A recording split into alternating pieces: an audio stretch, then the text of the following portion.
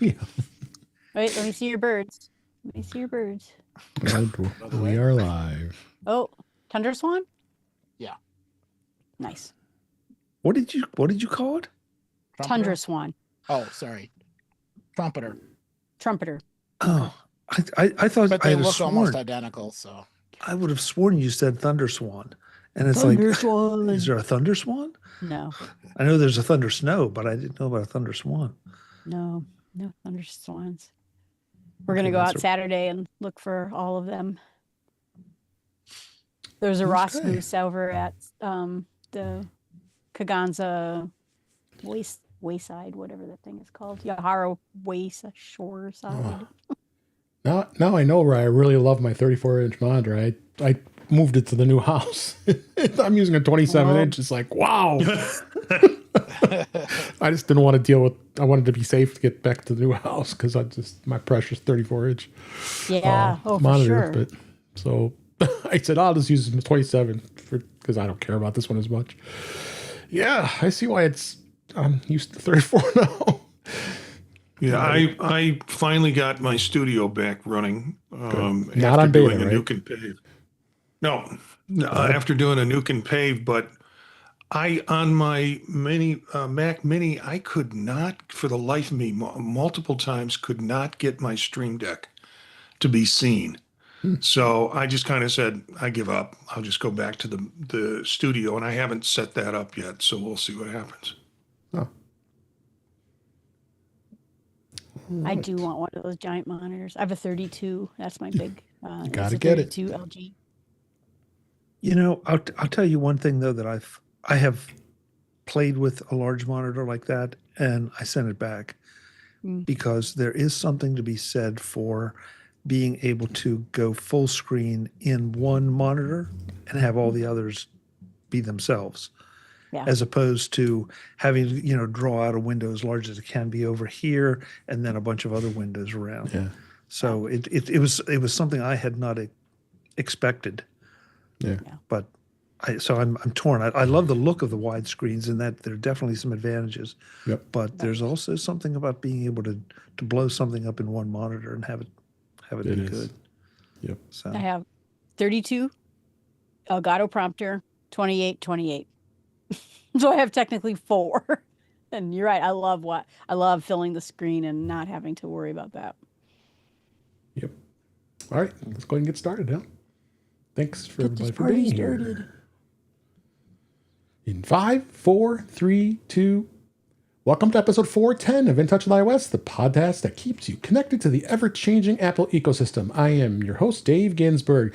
Each week, we break down the latest news, updates, tips, and hidden features across iPhone, iPad, Apple Watch, Mac, Vision Pro, and Apple TV, all with insights from friends, experts, and the Apple community. Because here we read the release notes so you don't have to. So let's see who is here this week. Great to have a great panel. And we'll start off, as always, in the number 1 slot, Jill McKinley. How you doing, Jill? Well, I'm doing fine. I get called on like this at work because I'm early to all meetings, so I always get called on first. I am doing great, and it's a lovely week, and I'm so excited to be here. Well, I'm so excited to have you being here. And also here is Marty Jencius. How you doing, Marty? Good. Unlike Jill's experience, I went to one of those maybe I should retire meetings today. That it was contentious and uncomfortable. And my whole attitude was whatever turns out, it'll be okay. But there were a lot of people with a lot of investment. Yeah. So Thursday nights are the best. And I plan to spend the rest of the weekend making ice cream. So. Well, there you That's go. Cool. That's a good week. Also here is Chuck Joyner. Thanks you for being here. How are you doing, Chuck? Hey, I'm doing good, Dave. Marty just won't let go of winter if he's making ice cream. That doesn't quite seem to be the right season for it yet. Doesn't seem like inspired by Jill. It was inspired by Jill. Yeah. Okay. And last but certainly not least, Eric Bolden is here. How you doing, Eric? What do you got behind you this week? Good. Can I get out of the way? Yeah. This week is Swans, Tundra. Or sorry, Trumpeter. not Tundra. Trumpeter Swans. Nice. Both start with T. You got your They swans look this week. really close, but yes, these are the swans I was looking for when I ran into the owl. Wait, did you really run into an owl? Oh yeah, the owl He last did. week.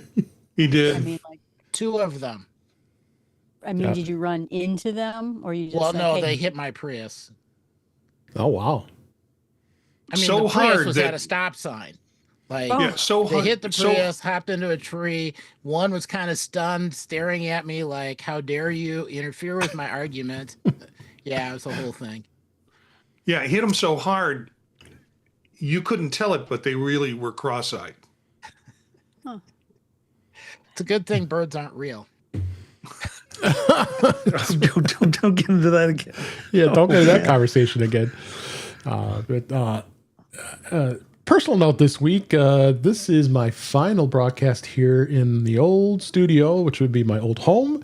We had we were on move eve. I am moving into a new home, which I'm really excited about.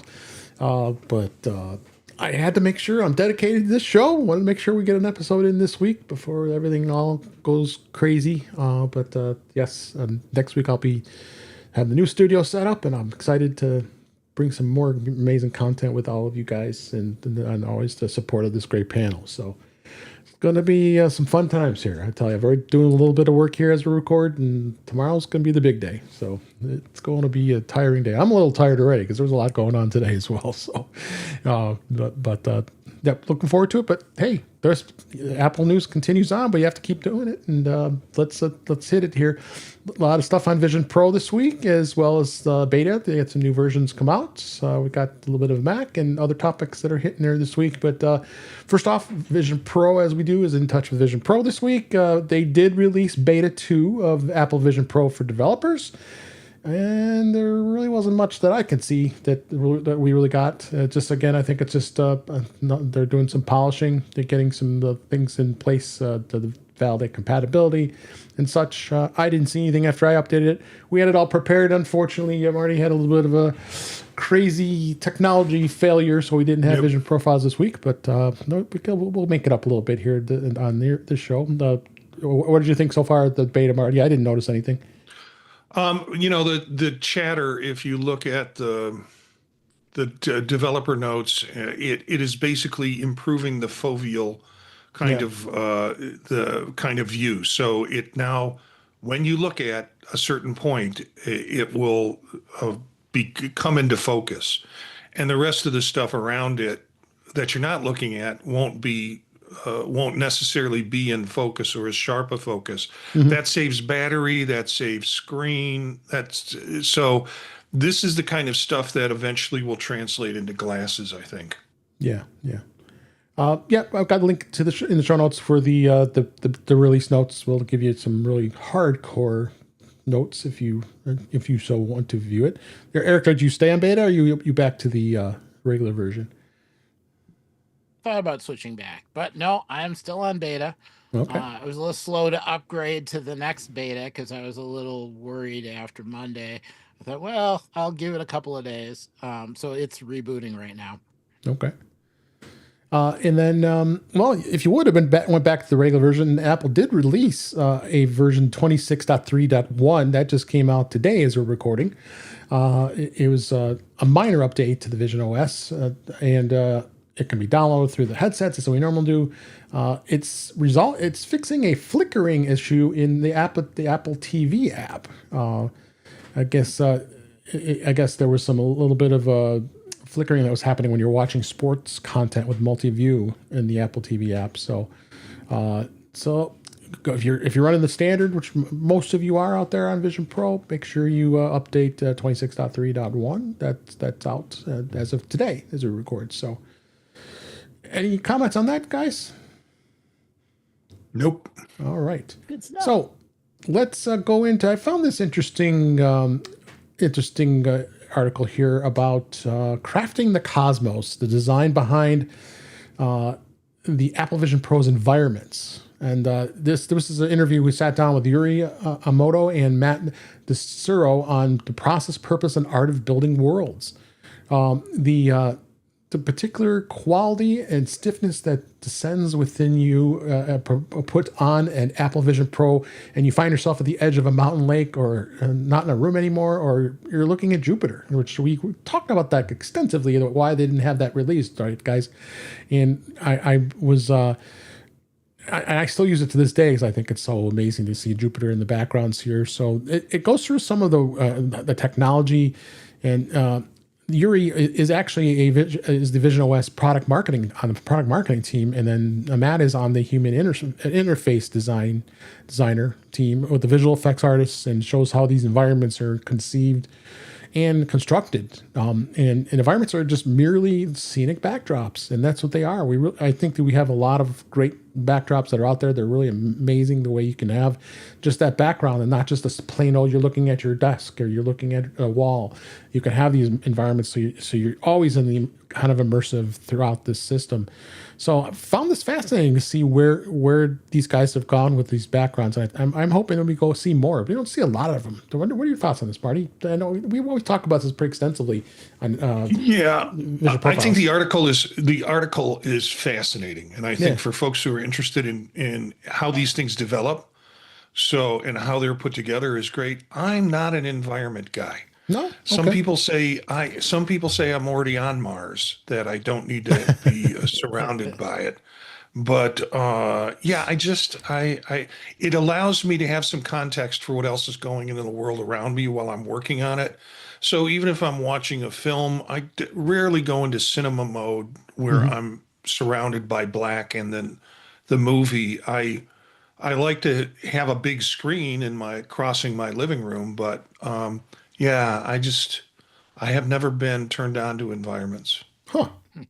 What about you, Eric? I like the backgrounds. I like the environments. Yeah, I like environments. I'm kind of with Marty that I don't want to be fully immersed because I want to see when a muddy dog that has just taken a big drink comes in from the side so I can avoid it. There you go. Yeah. However, you don't have to be fully immersed. You can just turn the dial back a bit and have just a little bit. And since a lot of times I'm using the Vision Pro and I have my feet propped up in front of me, if I go to take a screenshot, I really don't want my feet in the screenshot. So I have the environment turned up. It's just enough to cover my front field of view. Yeah. And then I can take screenshots and they all look clean. I don't have, books and stuff in the background. Right. It's kind of a nice mix. The full environment, though, especially if I'm working late at night, it seems to help to have kind of known sounds going on. So like the lake one, the water, or, if you get something happening in just so it's not totally silent, kind of helps. Yeah. There was a good just kind of a quote here that Matt Dicerno, he reflected on the Jupiter project, and it's a great example of designers, artists, and engineers coming together here at Apple, problem solving, innovating, and just finding ways to make this come to life, which is really a testament to the love of the craft of creating these environments. That love of the craft is ultimately what separates these environments from the spectacle. They are all demonstrations of technical capabilities. They are spaces designed to be inhabited quietly, unhurried, and the kind of attention that makes a user forget, however brief of that any of it was made at all. So that nice quote there is really summing it up to what these environments can do for you. But again, it's not for everybody. I guess I can understand that, Marty. I don't use them all the time as either, and I think I like them sometimes, and sometimes I don't. So it's nice. Yeah, I like to check them out. I mean, most of them to me are just kind of foggy and cloudy and dreary. But the Jupiter one in particular is pretty amazing. I just don't want to work in that environment. I'll put it in and have that experience, but working surrounded by work with it, not for me. Yeah. No, I use them in my Oculus, and I like them quite a bit, and it's just not anywhere as near pretty as it is in the Apple Vision Pro, but I do like them. Yeah. No, I definitely think it's something that is can be pretty cool, honestly. Anything you want to add, Chuck? Only that the environments. I'm not a Vision Pro person, but Of the course. environments have intrigued me. You know, the ones that I've been on. I know there are people that say they go and they do all their work in that environment, and I have to admit that some of those have been very appealing because they are so high quality. So, yeah, I offer that only as almost as a non-Vision Pro owner who has seized some value in that. Yeah. I think a lot of Vision Pro owners do find some value to the environment. We experience it with all the immersive videos we've been watching, especially with the actively with the sports content, like the Lakers notably, to really, and even more. There's just more stuff to really experience here, which is really cool. I live in a small city and I wish I was out in the country or in the woods or next to a tree. Yeah. And so it helps me get out of feeling like I'm in a city. Absolutely. Finally, for the Vision Pro this week, Apple Vision Pro users will get to see Disney's Muppet Vision in 3D in all its glory. The Muppet Show Rebirth has brought Jim Henson's creations back into the spotlight, and fans are awaiting the news of the virtual return of the fan favorite Muppet Vision 3D via the Apple Vision Pro. Jim Henson, of course, was responsible of all the world's most popular entertainment, and even Apple has some in their studio. We're not here to talk about Fraggle Rock, he says, but instead a green guy with his friends that are a little more popular, Kermit the Frog. It's a great time to be a Muppets fan, and as Seth Rogen's new special seems to have successfully revived the brand, the longtime fans recently packed the theater for the first time in forever, and mourned the loss of the popular Muppet Vision 3D attraction that was there at the Hollywood Studios in Orlando. So it goes through a lot of the background and some of those things here, but I would love to see how it's going to look on the Vision Pro here, being at the theater and experiencing Muppets in 3D or maybe even immersive. What do you think, Eric? Oh, I'm looking forward to it. Yeah. I will just wait until I can see it. I have high hopes. Yeah. Same with you, Marty? Yeah, I think this will be a fun little thing.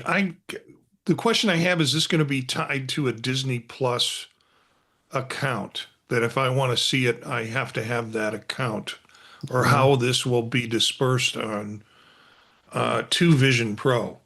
So it's an added value to having that account, but it's also limits the availability of it for everybody.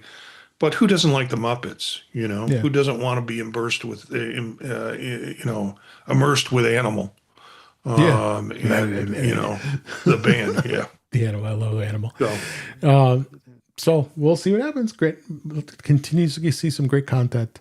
So let's go ahead and move on to beta this week. Beta was released across all of the platforms. Apple seeded the second betas of iOS 26.4 and iPadOS 26.4 as the second betas, and they brought across some new features and such that came across here. We've talked about the Apple Podcast app getting native video playing. They're doing end-to-end encryption with RCS and the stolen device protection enabled by default. So kind of the same stuff we've kind of talked about so far across all of the betas here. The home screen, the edit menu on the home screen was more transparent, liquid glass. Games apps made some moves to the search bar. A lot of those little subtle things have changed here.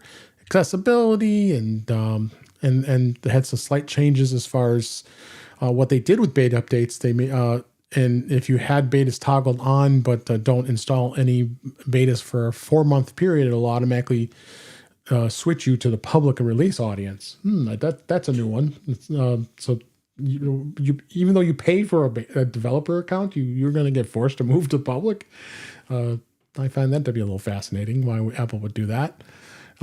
So there is still no new margin characters. Gosh darn it, and a number of other features. So so far, nothing crazy. I mean, Apple will continue to evolve this and see where we go with that as far as that goes. I think 26.4 is going to get released probably in late March for all users. That's going to be the next big iPhone update. And while we're doing beta testing, their track record tends to be around the March timeframe when they go to a .4 update. So we'll see where that goes when the new update happens. As well as you have a couple things that have been added here as well. They did some changes to tvOS. The tvOS and watchOS have come out. tvOS is going to have 3 new changes coming. You're going to be able to customize how subtitles look. You can actually do them transparent style, which is kind of cool because subtitles get kind of distracting if it's kind of transparent, as long as you can read it. And because some people with hard of hearing, they want to be able to do that. I use them once in a while, especially the British shows. It's hard to understand what they say. So this is you can do it for classic large text outline and transparent background. So you got some more flexibilities. And they have an HDMI output setting called the continuous audio connection option for users, which is it's been added to improve compatibility with Sonos speakers. Interestingly enough, Apple describes the toggle as it's using Dolby Matte connection. Don't know what that is. I probably should look that up. And seamless transitions across formats. Older receivers might indicate Atmos, but the original audio will play as intended. And we talked about this. No more movies and no more TV show iTunes apps. Who does that anymore? I mean, if you're buying movies or you're watching movies through Apple TV, if you're an Apple TV subscriber, then there's no reason to keep that going anymore. So those are going to be gone. So that's the most stuff I've even talked about with Apple TV, honestly. They still have the 4K version. We're still waiting for a new model. It's been almost 4 years now since the last Apple TV device has been released here. So any comments on that at all, guys? All right. I do have the Sonos speakers, and it's hooked up to my television that has that direct connector. Mm-hmm. So it will be nice to just avoid the television entirely and do it directly out of an Apple TV. Yeah. And I did upgrade my phone to the beta so that I could get CarPlay with ChatGPT. Yeah. So what does a new Apple TV bring to the table unless they do full gonzo and turn it into a gaming device or with gaming capabilities? Yeah. I would be hard pressed to say there would be any reason for me to replace mine. Yeah, there's still people supporting the HD version and the first gen 4K version. So it is kind of hard pressed. I agree, but I think Apple's going to have to come up with something if they want to continue to to press into this. Anybody else have any thoughts about that on Apple TV? Well, they may not have had hardware updates, but they certainly have been doing a lot of software updates.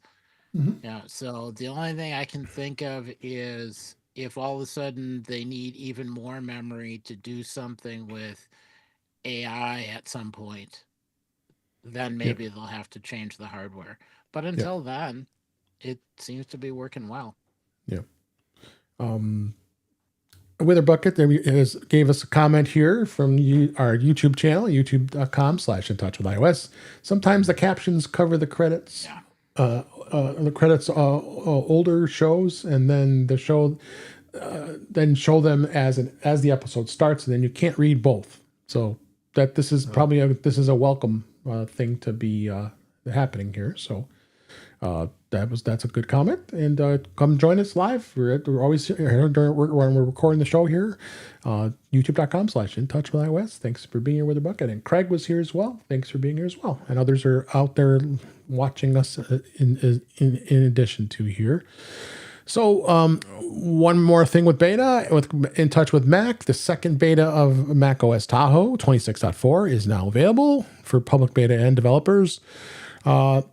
there really isn't much things other than the big topic of the day was two things: a charge limit feature, so Mac users can select a maximum charge level from 80 to 100% for MacBooks, MacBook Pros, MacBook Airs, and then they did also bring back the compact tab layout in Safari for those who missed the option in earlier versions of Tahoe. Then there's going to be the Silicon Macs who are running apps that rely on Rosetta. They'll start seeing warnings about the upcoming end of support for Rosetta after macOS Tahoe in 27. Apple will phase it out completely with the Rosetta support. So you better get going on that. Same thing. This is the end of the road for the Intel processors for Macs with Tahoe 26. So that's it on the Mac. Let's go ahead and hit some of the more other topics that are out there this week. This one kind of perturbed me. 1Password. I've been a 1Password customer. I look back. I think I've had it for 20 years. I'm sure everybody, many of you here, probably could be the same thing. And I have never remembered them do any of a massive increase in price since this is here.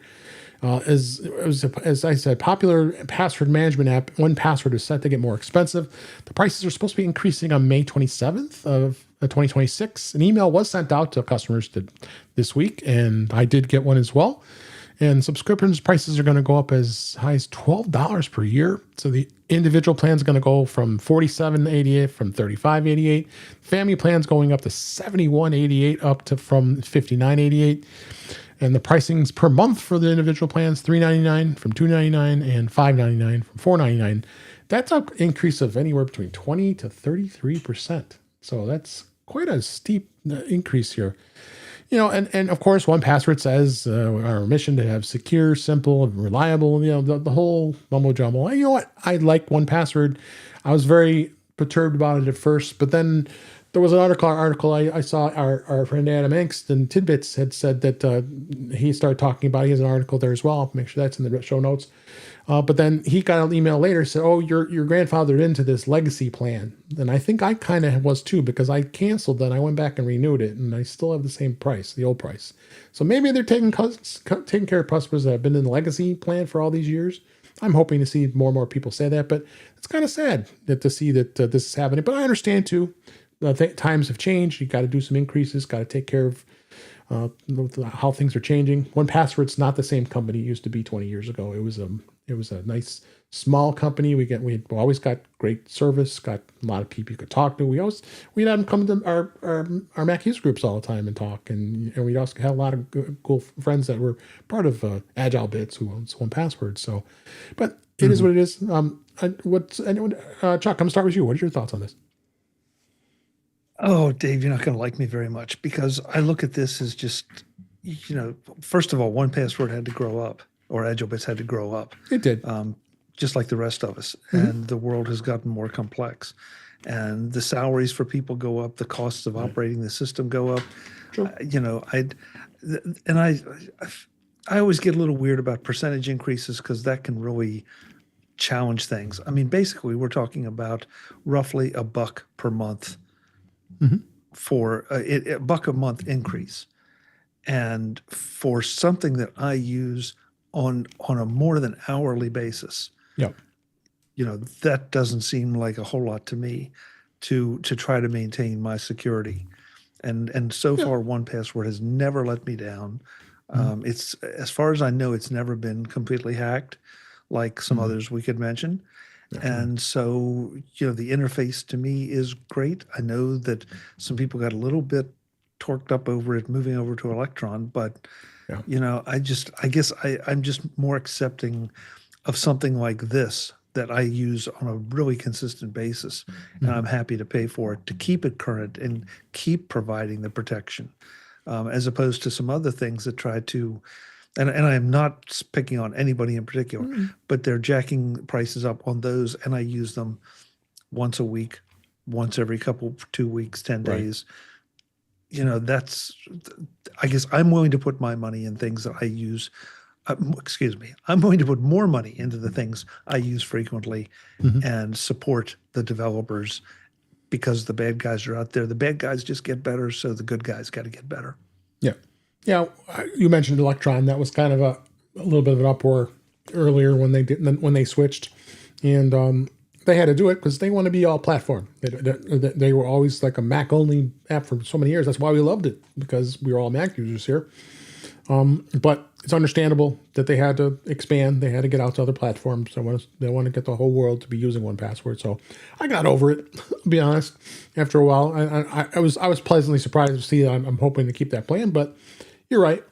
I'm using it, and I'm happy with it. I use it every day.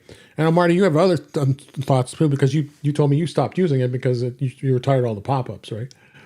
Yeah, well, since this story came out, it's like, let's go find out what's going on with my 1Password account. Mm-hmm. And sure enough, I found out that I had two 1Password accounts.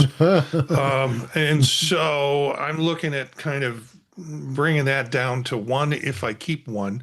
They are basically identical. I transferred over. Right now, it's a library for me. It's an archive. Mm-hmm. I'm not, and it has some old stuff in there in terms of identification that is not relevant anymore. Mm-hmm. So I've really got to look at the use of it. What's been happening with me is Apple Passwords has taken over most of what I need to do to get in and out of automatic sign-ons. And then the other things that were like credit card numbers and stuff and other information are part of 1Password, and I never go back to look at it. So I don't know what I'm going to do. I like the idea of having an account there with that stuff in it. Certainly not having two accounts with that stuff in it. Yeah. Yeah. I mean, I brought it back. I gave in. I was fine with it. But you're right. It's something that I've used for so long, and it does so much more than I should be, that I'm not using, that I want to go back and start using it more. What I'm going to ask other panels' thoughts, Jill, but you're a 1Pass user as well, I assume?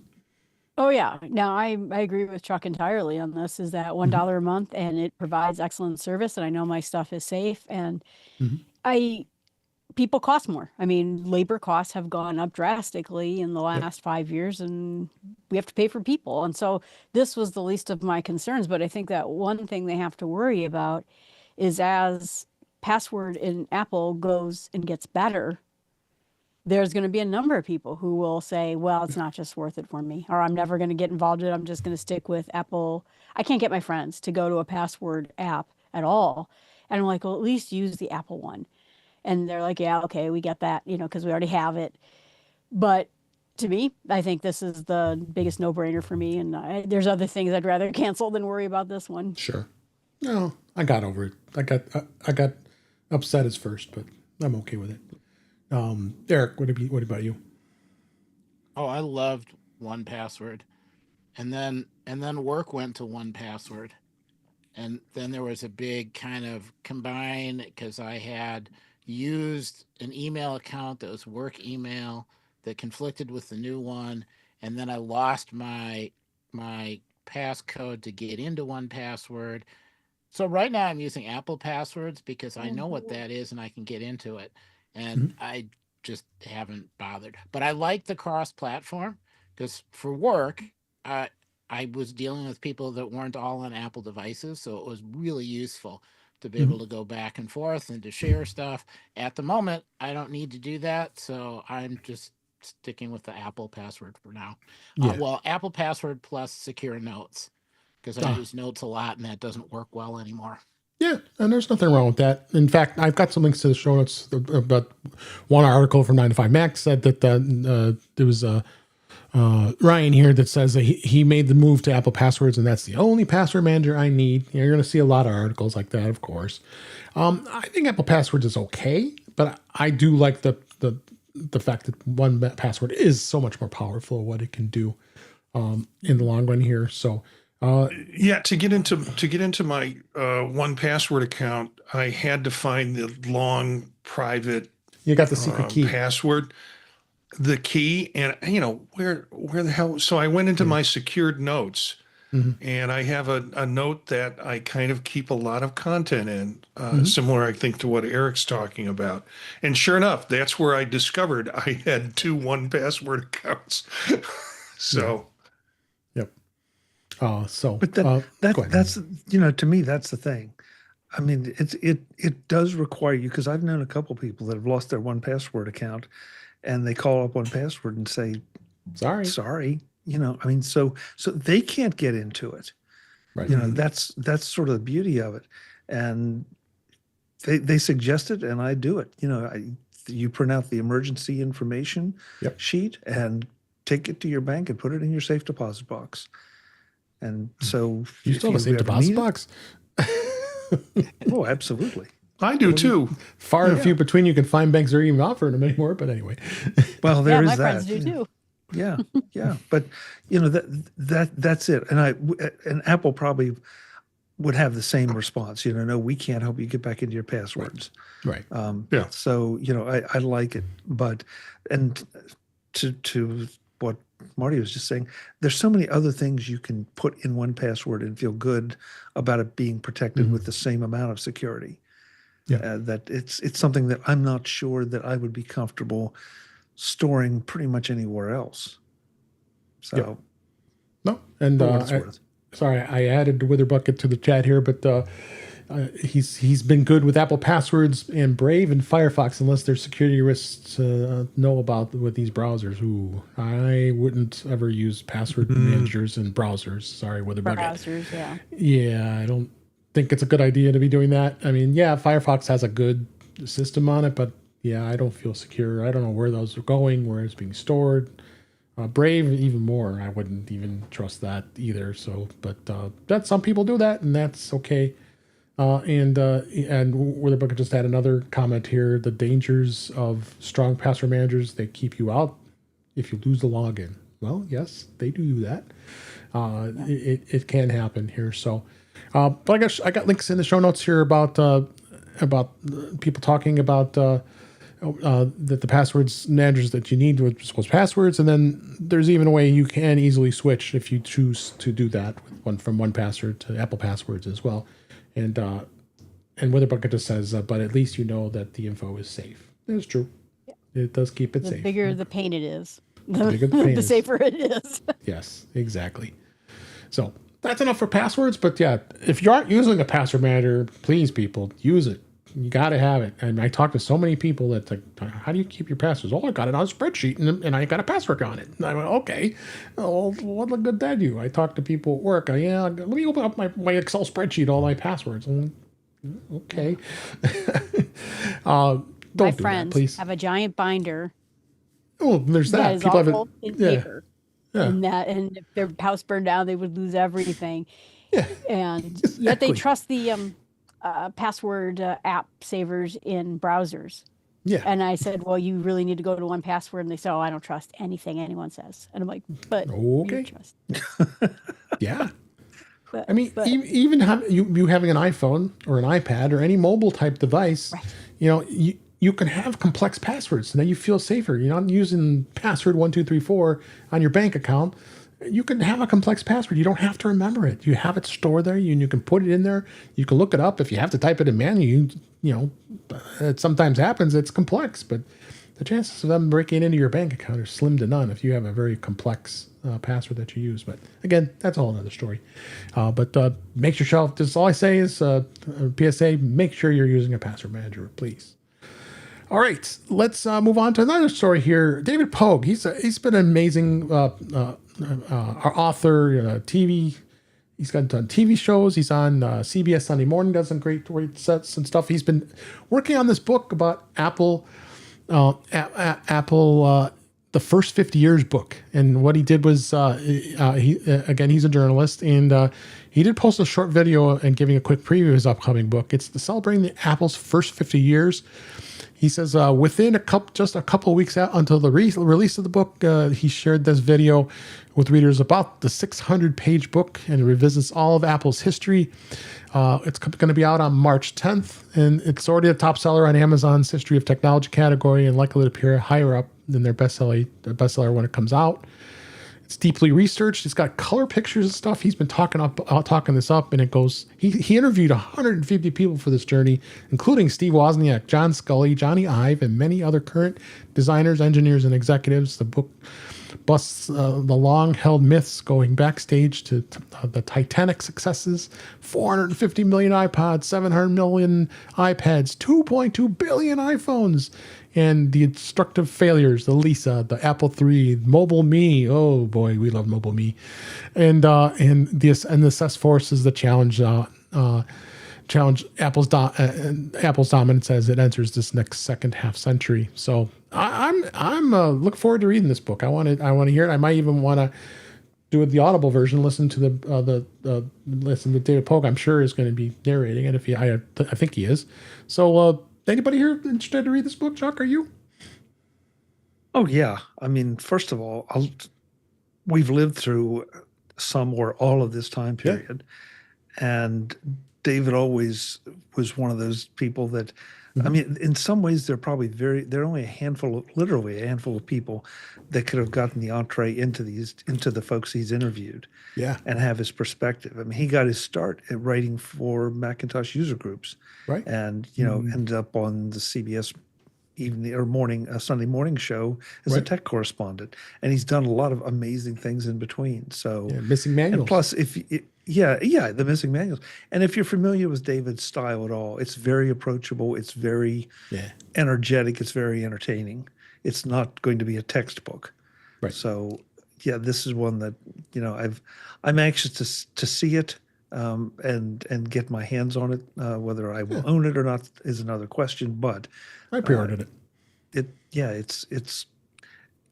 It's something that probably should have been done at somewhere along the way, because I think it's going to be almost a little more of a fan thing than some of the business analysis books. There'll be some analysis in it, but I think it's going to be a fun book to look at and look back on a lot of this stuff.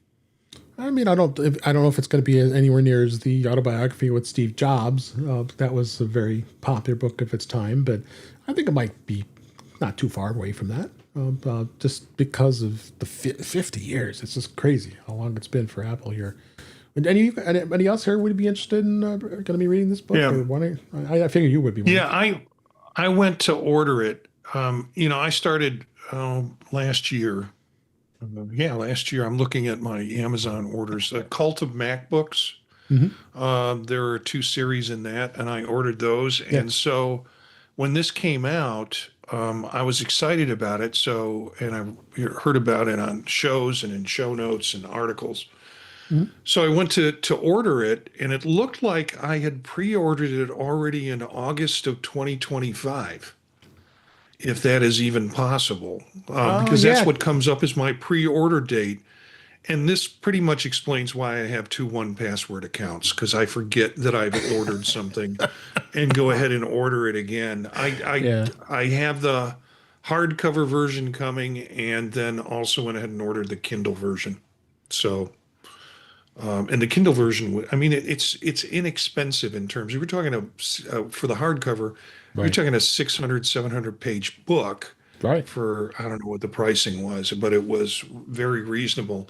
And then I went ahead and hit the Kindle so I can kind of take it with me instead of carrying the book around. So that sounds about right. I think he announced that he was writing the book, and then the pre-orders came up, and I got around August of last year. I think that sounds about right. So, Jill or Eric, you have anything to add? I'm glad Marty said that, because I just ordered it, and then I went and I looked, and it's like, oh, yeah, you're right. I ordered that back in August, so I'm gonna have to go back in and unorder that last one. Eric, you are you're scaring me tonight, and I'm afraid I'm gonna start taking up bird watching soon. I think there's just just order yourself a nice pair of binoculars and you can get started. We can get you set up. Yep. Yeah, you've already got me making ice cream, Jill. I'm looking forward to the book, though, because I like to be able to go back and kind of look at some of the products Apple has made, and there have been kind of different trends and strengths and weaknesses and variations, and there have been a lot of changes, and we're kind of getting ready to do a whole new round of changes. So this is a good time to get a good background summary while you can still get it. Is there a sense that this has illustrations in it? I hope so. I mean, that was the thing with the Cult of Mac books. That's basically what they were kind of coffee table books with a lot of text. Yep. Yeah, that's almost certainly what this is going to be. Yeah, absolutely. Anything you wanted to add, Jill? I read a number of industry books. One that was called Apple versus Microsoft that was done sort of in a neutral stance, because I was trying to understand this whole war that was going on, when I was too young to care. And back in like when I was in school, and anyway, why did they make a decision not to put a CD-ROM in? Why did they, why did this happen, that happen? And so I've read a number of industry books that are very similar to it, but they're all from independent journalists. And so I probably won't read this one. Well, you could go watch the movie The Pirates of Silicon Valley and could learn a lot too. So I did watch that movie too. Because I was just sort of interested in the battle, because you hear what Gates did to IBM, and I was just like, I just want to know what happened. But yeah, a little over dramatic, but it was actually a pretty good movie. So let's go ahead and move on here. Let's talk about Dark Sky. Dark Sky, the creators of Dark Sky came out with a new weather app. It shows a range of weather predictions for increased accuracy. It's now a new iPhone app called Acme Weather, released after Apple's 2020 acquisition of Dark Sky, which ultimately was shut down. Remember, as they integrated much of its tech into the native iOS weather app, which is not so great, honestly. But it's primarily designed to address the uncertainty of the inherence in weather forecasts, and it has a different models that yield disparate results, and no two weather apps seem to report the same thing. Acme's answer to this issue is alternate predictions, which shows users a range of possible outcomes along the app's core forecast line throughout the day. So it's got some different things. I wasn't too excited about the interface. So we talked about this on Mac Voices Live, but I wanted to make sure we touched on this a little bit here as well. Since then, Eric, we talked about the whole thing with you have to subscribe to it in 2 weeks and you have to remember to cancel it and for a free trial, all that stuff. We don't have to go back down that road, but I've been using it for a few days now since we downloaded it the other day, and I'm curious to see what people think about it now at this point. Marty, have you tried it? Oh yeah, it's like I think I said a couple of shows back. I have to move it to my homepage, so I bump into it every morning, and can kind of look at it. And initially, first show, it was like meh, but yeah. You get into it, and now that there are places you can touch and different things pop up, it's like there's a bunch of hidden good content in there. I think it's a little clumsy in terms of how to set up multiple cities. I kind of prefer Apple's where I can just swipe through the page and go to a different city with this, and I don't see that in this. I see it set up as a bunch of favorites, and I have to pull down and go to whatever favorite I want to go to. But yeah, I'm pretty impressed with it. Yeah, it's not. It has that Dark Skies feel to it. It does, which is kind of neat too. How about you, Chuck? Have you tried it? I've tried. Yeah, well, no, I have not. I take that back. I was going to, but then the subscription thing pushed me back a little bit. Sure.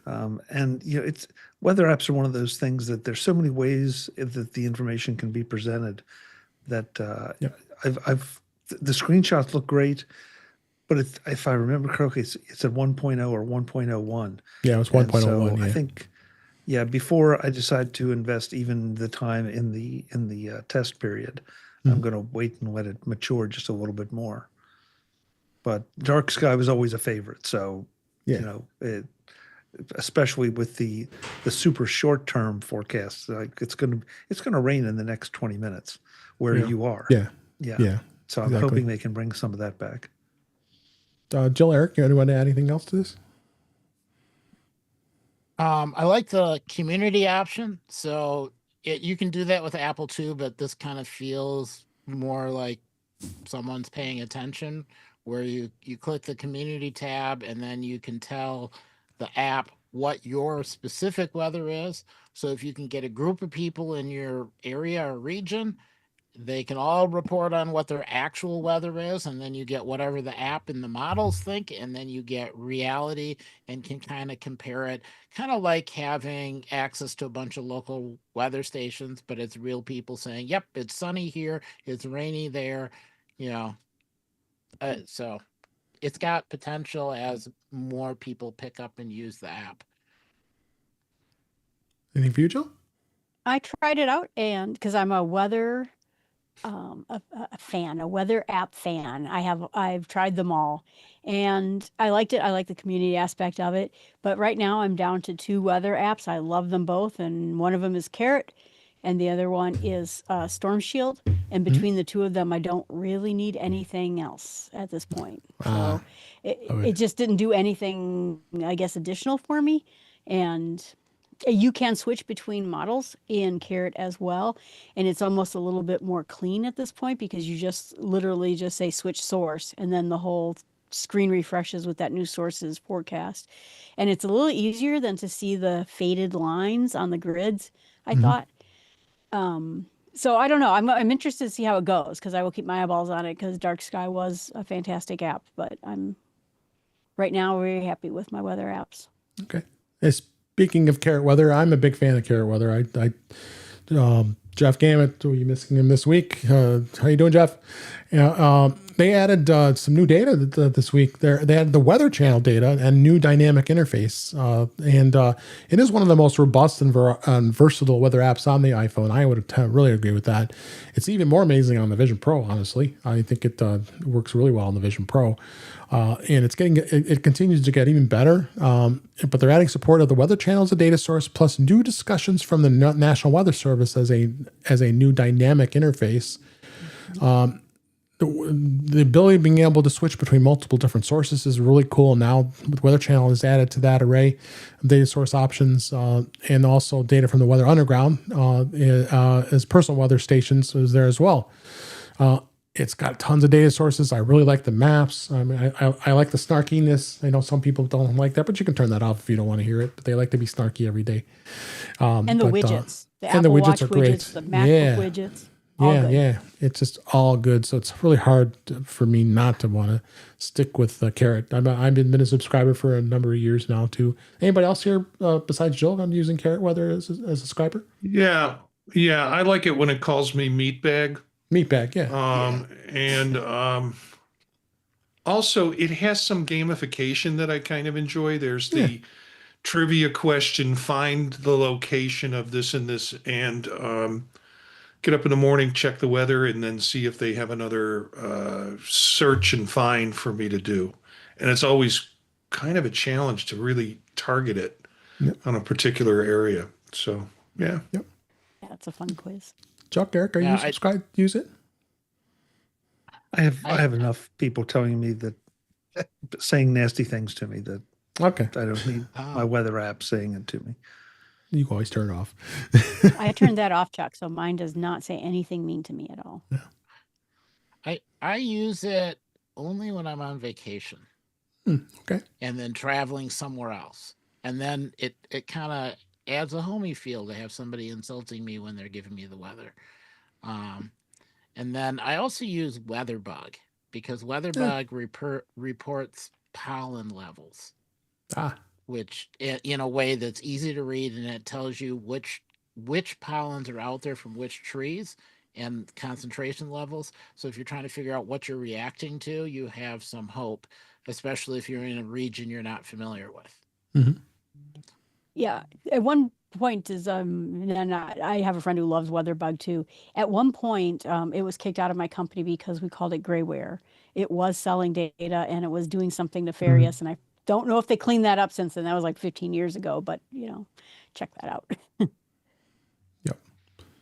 All right, let's move on to the news I have this week. Apple has acquired a company that you just kind of found out about. It acquires a startup specializing in AI-powered light and optics design tools. It was according to a new filing with the European Union. Apple has acquired the assets of INVRS, Inverse Ginsburg.io and hired its founder, who was the only employee.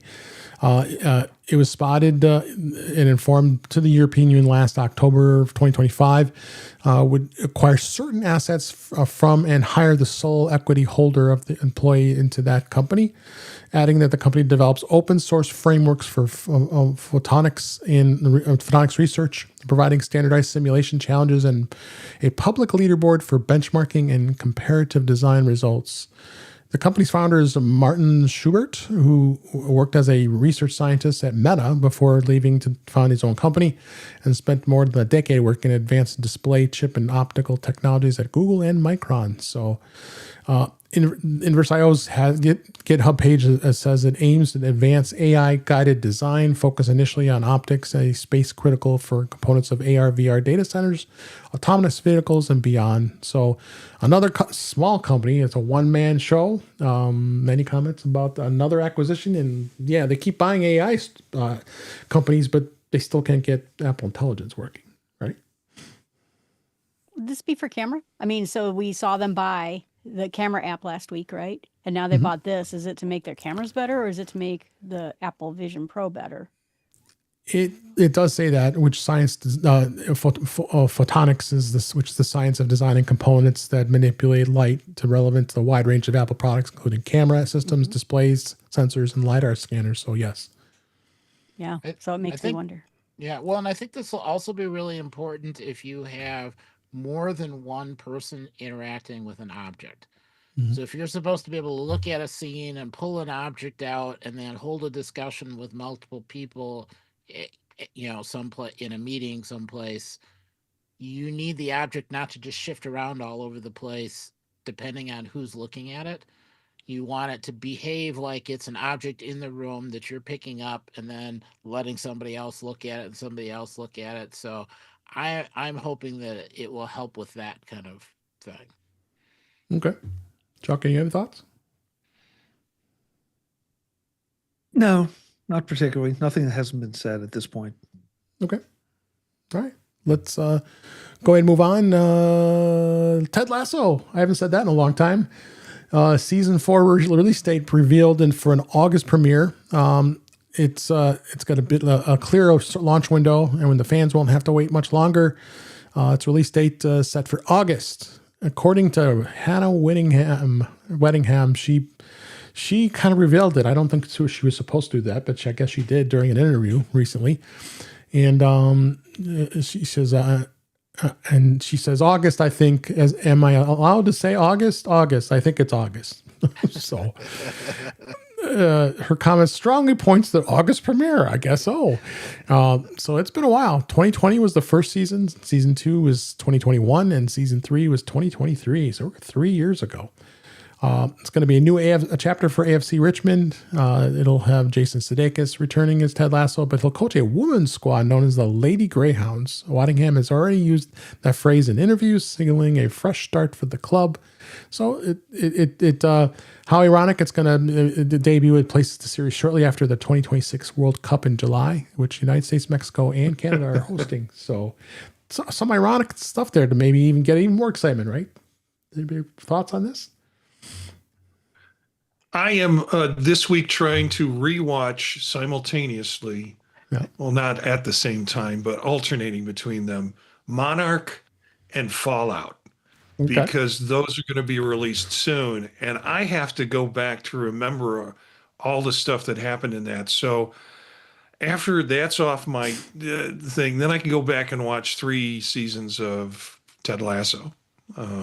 You haven't watched the first 3 seasons? Or are you going to rewatch it? No, I've watched I'll be honest with you, I watched the first and half of the second. Oh my gosh. Just kind of got some work to do there, my friend. I know. I got to keep up with the Joneses. You do. Chuck, you have anything? Only that I'm looking forward to seeing what happens. Yeah, there was such a great run for the first 3 for the quote unquote old Ted Lasso that now I'm anxious to see. I'm optimistic because they brought back so many of the cast the original cast members, and the dynamic with those cast members was so good, and you ended up paying attention and caring about them. And so, how they will take this and translate that into, a new team is going to be very interesting. But I'm optimistic. I would be worried about it, but they also brought back Bill Lawrence to manage the whole thing. So we'll add some continuity to it. It's just not a let's cash in for a fourth season. And Brett Goldstein is back as well, I think, as well. Yeah. Yeah. Think about well, I'm dating myself, but think about what MASH did when they tried to do a spinoff or two. Yeah. All in the family too. Yes. Good point. And it just didn't have the same, and because they were working with such a limited number of the characters you cared about. So that's kind of why I think the additional casting is important. Eric, Julie, anything you want to add? I'm just looking forward to it. Me too. Okay, a couple more stories before we wrap here. Apple Sports app continues to expand into more countries and leagues. This week, the Sports app on the iPhone is available in 36 additional countries across the Caribbean, Latin America, including Argentina, Brazil, Chile, Jamaica, and a number of others. So it debuted in February 2024, and it really has become a big app. It's doing so much better with its interface and all this great stuff that's in here now. It's available now. So just kind of a PSA. And then finally, you now can follow both the men's and women's NCAA tournaments, basketball with the brackets in real time, showing matchups and results at a glance for each round. That's kind of cool.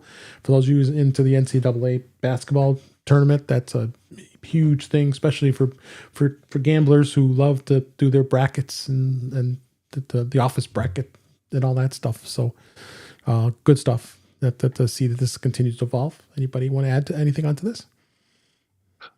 There's a big Latin market. I mean, we saw that with Bad Bunny and the Super Bowl and their intent to kind of pull in that Latin market. Mm-hmm. This in the Latin market seems to be focused on football and soccer.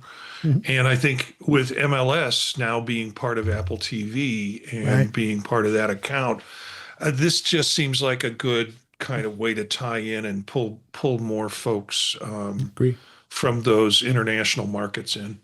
Yep. Anybody else want to add anything? It's still fast. Yeah, it works. They've added a bunch of stuff, but the performance is still good. So, all right. And I talked about this on the other show, but I'm really impressed with the golf. Because it's really starting to show well. Because it's not just covering the PGA Tour; it's covering the LPGA Tour. It's covering major and minor tournaments, and major and minor is sort of in the eye of the beholder. But bottom line is that I love the way it pops up and gives me the information without being obtrusive. Mine chimes. I'm not quite sure where that setting is, but I like it because it lets me know that it's done an update. So, and I did not use it during football season, or I don't use it for any other sports. So I don't know how it handles those kind of things, like on a Saturday afternoon when there are multiple games going on. But what I'm seeing here, I'm really, really impressed with the particular sport I care about. Agree. No, it is. So, okay, let's go on another story here. I found this a little interesting. Panasonic, that was the big name in the technology world. I'm sure, Chuck, you going to CES for all these years. That was always the big place to see Panasonic's doing what? Panasonic's doing this. But they were the big king when plasma was the biggest TV technology of the day. Or the article says here in Ars Technica, the Plasma King will no longer make its own TVs. It was the last Japanese company still manufacturing TVs. So it was revered for plasma TVs, but it's giving up on making its own TV sets. Today, as was announced this week, a Chinese company, Skyworth, is going to take over manufacturing, marketing, and selling Panasonic branded TVs. Skyworth is a Shenzhen headquartered TV brand. The company claims it's a top 3 global provider of Android TV platforms. Oh, I'm excited about that already. In July, research from the firm reported that Skyworth was one of the top 5 TV brands by sales revenue in Q1 2025, but they haven't been able to maintain that position regularly. And it was a big announcement. So under the agreement, the new partners will lead sales, marketing, logistics in the region, and Panasonic will provide the expertise and quality assurance and uphold its renowned audiovisual standards with a joint development. So they're kind of still involved, it seems like. They were wavering with their TV business for quite a while, for the last 12 years. So I guess it was time, since the plasma dropped and disappeared, with now everything, the LED and OLED and all that stuff. So Chuck, your thoughts? Yes, plasma was king, and that was the one you wanted if you wanted the deepest blacks and the best, when we were all seeking those kind of things out. And then the LEDs got better, and then we've gone through all the different technologies. This is kind of not a surprise, because I'm not sure that anybody cares as much as maybe they used to, except that very small part of the market. And as the other technologies have gotten better, the gap closed, if it didn't disappear completely. And I don't know about you all, but around here, even the dedicated appliance stores have stopped selling TVs because they can't make any money on them. Right. I mean, they're basically now, at some level, depending on what size you're talking about, they're almost impulse buys. They are definitely disposable. Yeah. Because if something breaks, you're not going to try to. They're so cheap too. That's the thing. Yeah. So if you're dropping $2,000 on a TV right now, you are some kind of videophile that is looking for something, because you can get a decent sized TV that looks fantastic and not spend much money.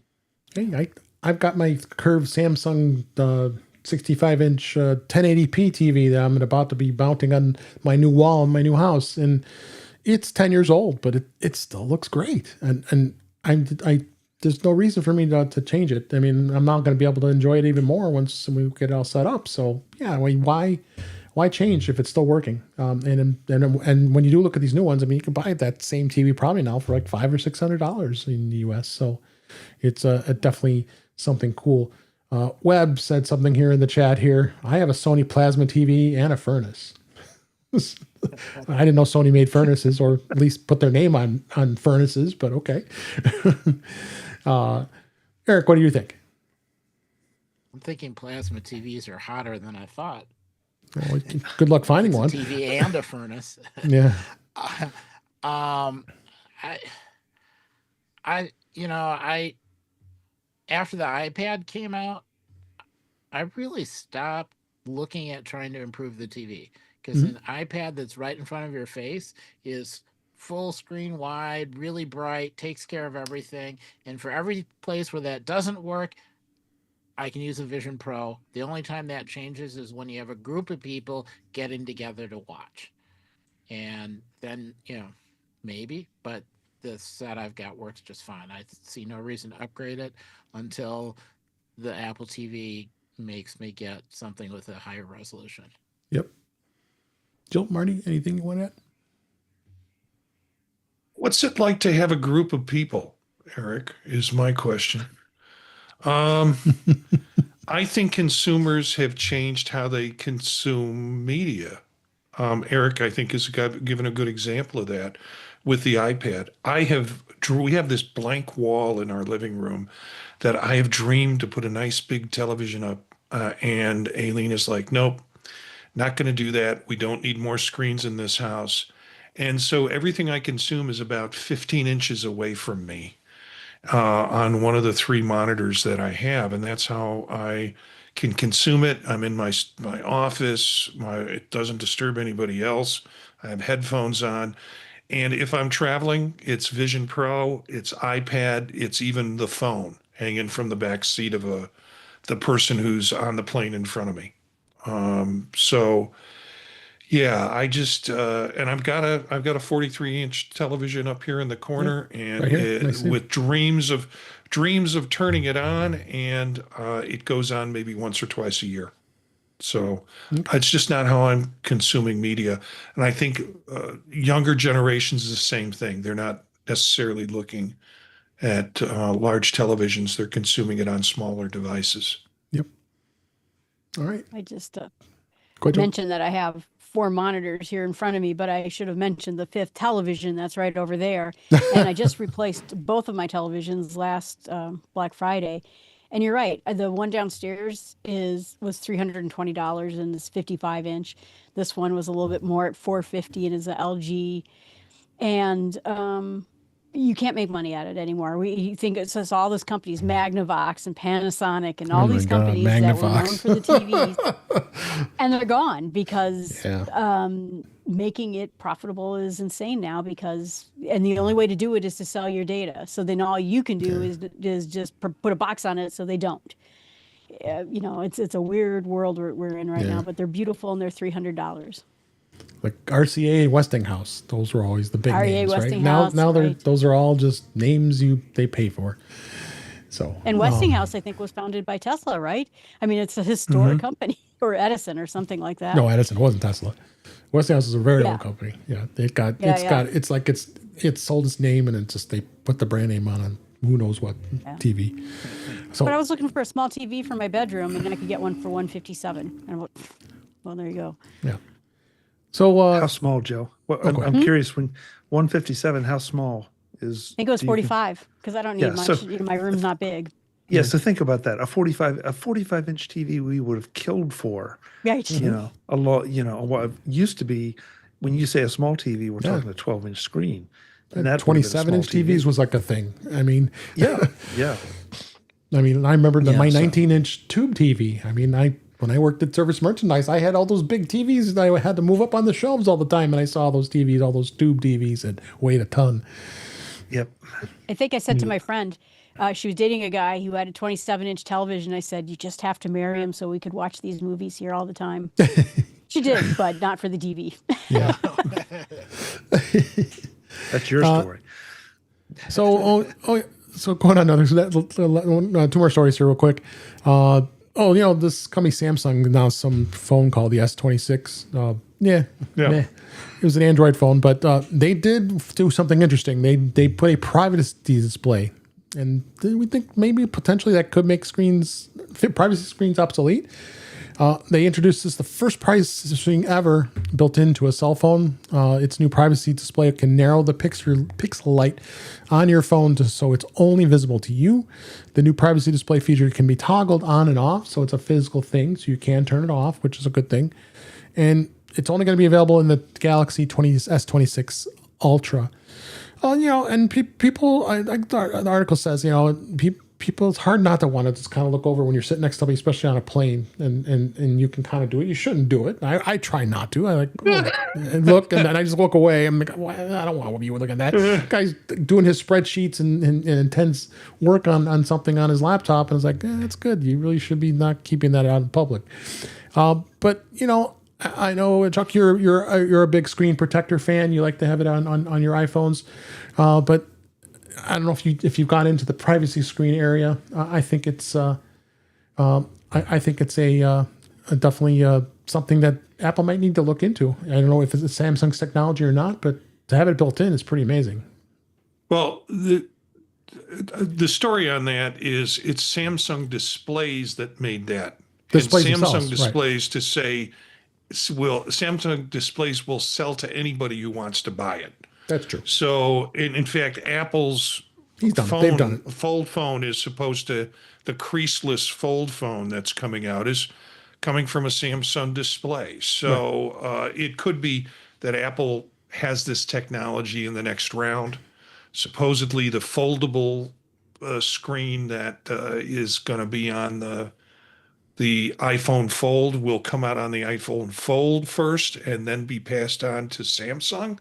So the Samsung Display is a separate company, is going to sell to whoever wants it. Yeah. Chuck? I'll wait and watchfully see. Every time I've invested or seen or tried any of the narrow focus vision thing, privacy things, I'm always disappointed because if I'm right here, I'm fine. If I go that much, then it shaves off half the screen. And it just, I'm not going to, if I'm that worried about it, then I'm not going to bring the information up on my screen.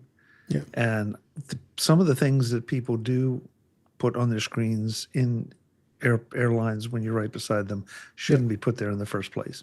So, I'm not going to bring up any ultimately confidential things. I'm not going to access my finances or, it's one of those that, yes. And usually I'm the guy that's a lot more privacy advocating and privacy minded, but this one is, they have to figure out a way to make it better for me as the owner of the device, and not make it something that I have to move around and scrunch around to try to make sure I've got the right angle on my screen. Yeah. Anybody else want to add anything to this?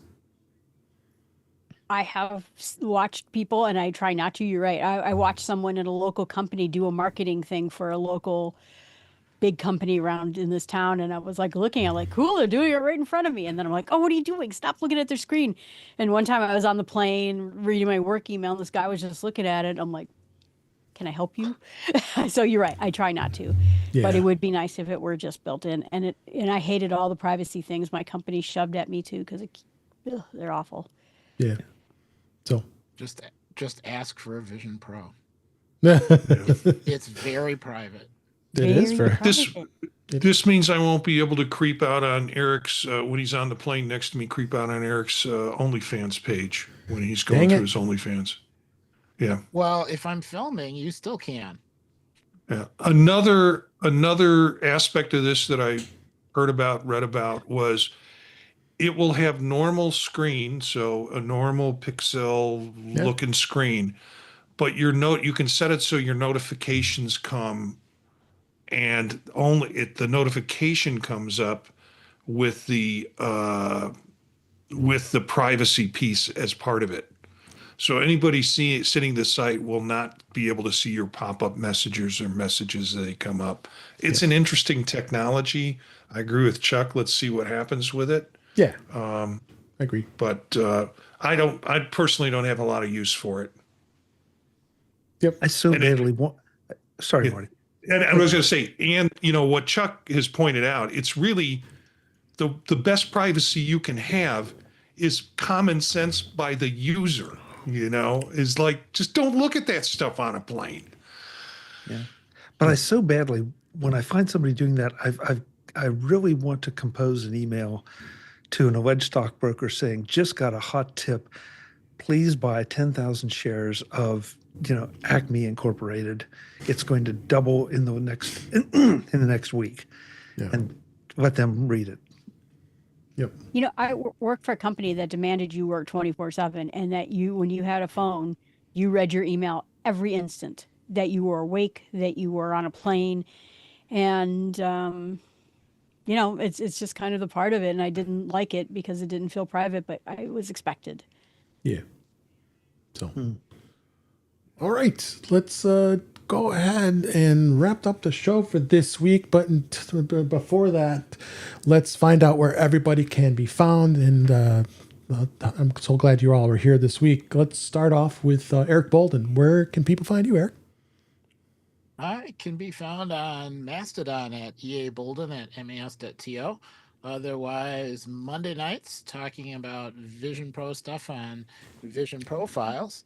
Tuesdays talking about Mac news and whatever interesting things have happened early in the week on Mac Voices Live. And then, of course, here on In Touch with iOS on Thursdays, finishing out the week's news and covering everything else that's come up since earlier in the week. Thanks so much, Eric. And Chuck Joyner, as always, thank you for being here. It's always great to have you. Where can people find you? Hey, Dave, thank you. It's always fun. MacVoices.com is where you'll see all the interviews, audio and video that we do, along with some other things that will be coming out is in the next couple months or so. YouTube.com/MacVoicesTV on Tuesday nights at 8 p.m. Eastern is where you'll find the live show. Come and join in. And on the socials, you can find me as at Chuck Joyner. Thanks. Marty Jencius, thank you for being here. Yeah. Where can people find you? Thanks for doing this, especially night before you move. And I think that shows some dedication, and it's fun Thursday nights are just great. They are. I ditto to everything that Chuck and Eric has said. Monday nights, Vision Profiles. Tuesdays with Chuck's show, and then Thursdays here with In Touch with iOS. And you want to find out what else I'm doing, just go to thepodtalk.net, the website, thepodtalk.net. Absolutely. There's the cup. And last but certainly not least, Jill McKinley, thank you so much for being here as always. Where can people find you? Oh gosh, well, thank you for having me. I appreciate it, and thanks for all your people. I love talking with all of you, and so it's been really great. You can find me on Jill from the northwoods.com. That's where all my podcasts are and how to contact me. And I lost access to email on some things, and it's all back now. So I moved everything to Apple hosting for email, and it's all working flawlessly, surprisingly enough. So you can email me, and I appreciate it. Thanks. Thanks so much. And that's a wrap for this week. Please send your comments, questions, suggestions to our email address, which is feedback@intouchwithios.com. You can follow us on Blue Sky and Mastodon at intouchwithios. Support the show. Buy me a coffee at intouchwithios.com/coffee. We'd really appreciate it.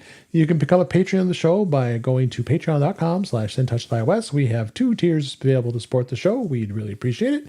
Make sure you like, share, and subscribe so you're notified when we're live streaming, which is Thursday nights at 8 p.m. Eastern Time, 5 p.m. Pacific on our YouTube channel, which is youtube.com/intouchwithios. We had Witherbucket, we had Webb, we had Brian that showed up a little bit there, and Craig and others. Thanks for being here. You can watch the live stream, watch the past live streams, and you can listen to past shows. You can subscribe to the show in your favorite podcatcher, including Pocket Casts, Overcast, Apple Podcasts, and many others. But better yet, just go to our website, which is intouchwithios.com, where the links to all the ways to listen to us are there on that site. I am Dave Ginsburg, and you can find me on Monday nights at Vision Profiles with the Pod Talk Network with Marty and Eric. Tuesday nights I'm Mac Voices Live with Chuck and the gang. Thursdays we record In Touch with iOS. Most Fridays I'm on the Mac Show on the British Tech Network, and not this week because I'm moving. And then Blue Sky and Mastodon at Dave G65. And with that, thank you for being here. Thank you for joining us, and I hope you enjoyed the show. And I'll be back in the new studio next week. Until then, so long. Thank you, guys. Thank you. Thank you. I am going to say good night to the live stream. See you later.